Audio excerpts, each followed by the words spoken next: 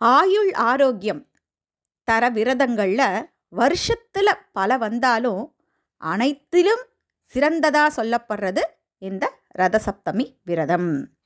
ரதசப்தமி தை அமாவாசை அடுத்த 7வது நாளில் கொண்டாடப்படுது.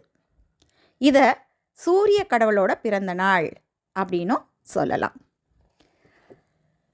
பழைய காலத்தில் புராணங்களில் ஒரு கதை இருக்குது. காஷ்யபர் அப்படின்னு ஒரு ரிஷி இருக்கிறார். இவரோட மனைவி அதிதி, இவங்க கர்ப்பமாக இருக்கிறாங்க, கர்ப்பவதியாக இருக்காங்க. ஒரு நாள் தன்னுடைய கணவனுக்கு அவங்க உணவு பரிமாறிட்டு இருக்காங்க.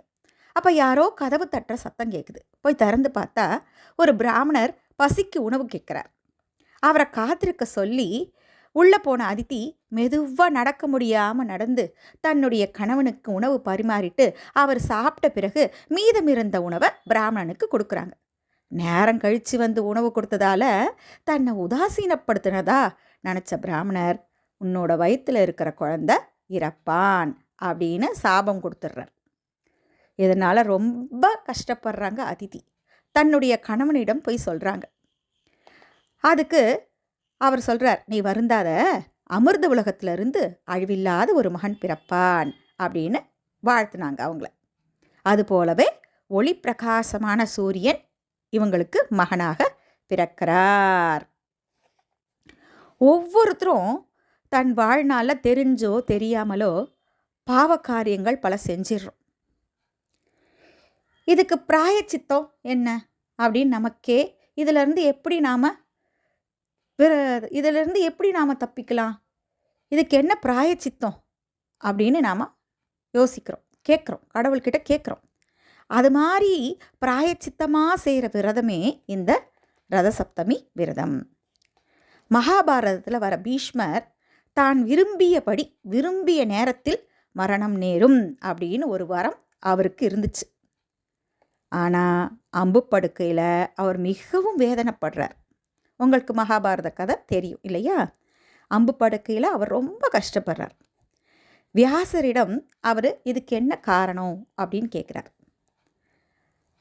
அநீதிகளை செய்வது மட்டுமல்ல, செய்பவர்களை தடுக்காமல் செயலற்றவன் போல் இருப்பதும் பாவம்தான் அப்படின்னு சொல்கிறார் வியாசர். அதுக்கான தண்டனை உடல் அளவில் மட்டுமல்ல, உள்ளம் படாத பாடுபட்டு அனுபவிச்சே தீரணும் அப்படிங்கிறதான் விதி அப்படின்னு வியாசர் சொல்கிறார். பாஞ்சாலியின் துகில் உரித்த போது இது அநீதி என்று குரல் கொடுக்காமல், துச்சாதனன் பாஞ்சாலியோட துகில் உரிக்கிறார் இல்லையா, அப்போ இது அநீதி அப்படின்னு குரல் கொடுக்காம அமைதியாக இருந்த தன் தவறை உணர்ந்தார் யாரு? பீஷ்மர். இதுக்கு விமோச்சனம் என்ன அப்படின்னு கேட்குறார் பீஷ்மர். வியாசர்கிட்ட கேட்குறார். பீஷ்மா, எப்போது உன் தவறை உணர்ந்து வருந்துகிறாயோ அப்போது அகன்று விட்டாலும் அனைத்தையும் கண்டும் காணாமல் இருந்த கண்கள், செவி, வாய், தோள், கைகள், புத்தி உள்ள தலை ஆகியவை தண்டனை அனுபவிக்க வேண்டும் அப்படின்னு சொல்றார் வியாசர். உடனே சூரியனின் நெருப்பை வைத்து என்னை சுட்டு பொசுக்குங்கள் அப்படின்னு சொல்றார் பீஷ்மர். அதுக்கு எருக்க இலையை காட்டி வியாசர் சொல்றார், அர்க்கம்னா சூரியன், எருக்க இலைக்கு அர்க்கம்னு ஒரு பேர், அர்க்கபத்திரம் அப்படின்னு ஒரு பேர். இதை சூரியன் தலையில் சூடிட்டுருக்கார், தலையில் வச்சிட்ருக்கார். எருக்கன் இலைகளில் சூரியனோட முழு சக்தியும் இருக்குது. இந்த இலைகளால் உன்னை அலங்கரிக்க போகிறேன், இது உன்னை புனிதப்படுத்தும் அப்படின்னு சொல்லிட்டு பீஷ்மரை வியாசர் அலங்கரிக்கிறாரு. பீஷ்மர் ஏகாதசி நாளில் சிறிது சிறிதாக தியான நிலையிலேயே முக்தியும் அடைஞ்சிட்டாரு.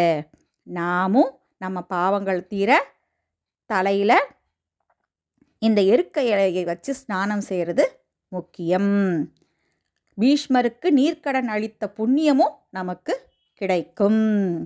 ரதசப்தமி நாளில் சூரியன் பிறந்ததாலும் அந்த நாளில் சூரியனுக்கு விசேஷமான ஒளி பிறக்கிறதாலும் விரதம் இருந்து சூரிய பகவானை வழிபடணும். சூரிய உதயத்துக்கு முன்னாடி எழுந்து காலை கடன்களை முடிச்சுட்டு சூரியனுக்கு பிடிச்ச இறுக்க நிலைகளை 7 எடுத்து அதோட சிறிதளவு அட்சதையை தலை மேலே வச்சுட்டு ஆண்களும், 7 எருக்க நிலைகள் அட்சதை மஞ்சள் வைத்து பெண்களும் நீராடணும். சூரியனோட 7 வகையான கிரணங்கள் இந்த எருக்க நிலை வழியாக நம்மோட உடலில் பாய்ந்து நம்ம உடல் நலத்தை வலுப்படுத்தும். அப்புறம் சூரிய நமஸ்காரம் செய்து அர்க்ய மந்திரம் சொல்லி நீர் விடணும். சர்க்கரை பொங்கல், கோதுமை பலகாரம் செய்து சூடு ஆறும் முன்னாடி நிவேதனம் செய்து பிறருக்கு விநியோகம் செய்கிறதால சிறப்பான பலன்கள் நமக்கு கிடைக்கும். நாராயணனோட அம்சமே சூரியன் அப்படிங்கிறதால ரதசப்தமி நன்னாளில் பெருமாள் கோவில்களில் முதலாக சூரிய பிரபையில் பெருமாள் எழுந்தருள்வார். ரதசப்தமி நாளில் சேர தர்மத்துக்கு பல மடங்கு புண்ணியம் உண்டு. தொழில் தொடங்கினா பெருகும். கணவனை இழந்தவர்கள் விரதம் அனுஷ்டித்தால் அடுத்து வர பிறவிகளில் இந்த நிலை ஏற்படாது அப்படின்னு புராணம் சொல்லுது. நாமும் இந்த ரதசப்தமி விரதத்தை நல்ல விதமாக அனுஷ்டித்து சூரிய பகவானோட மந்திரங்களை எல்லாம் சொல்லி நாம் பல நன்மைகளை பெறுவோம், ஆயுள் ஆரோக்கியத்தை அடைவோம், தனவான்களாக ஆகுவோம். நம்ம நல்லதாக நடித்து நல்ல ப்ரேயர்ஸை வச்சு பலன் பெறுவோம். ஓம் நமோ நாராயணாய.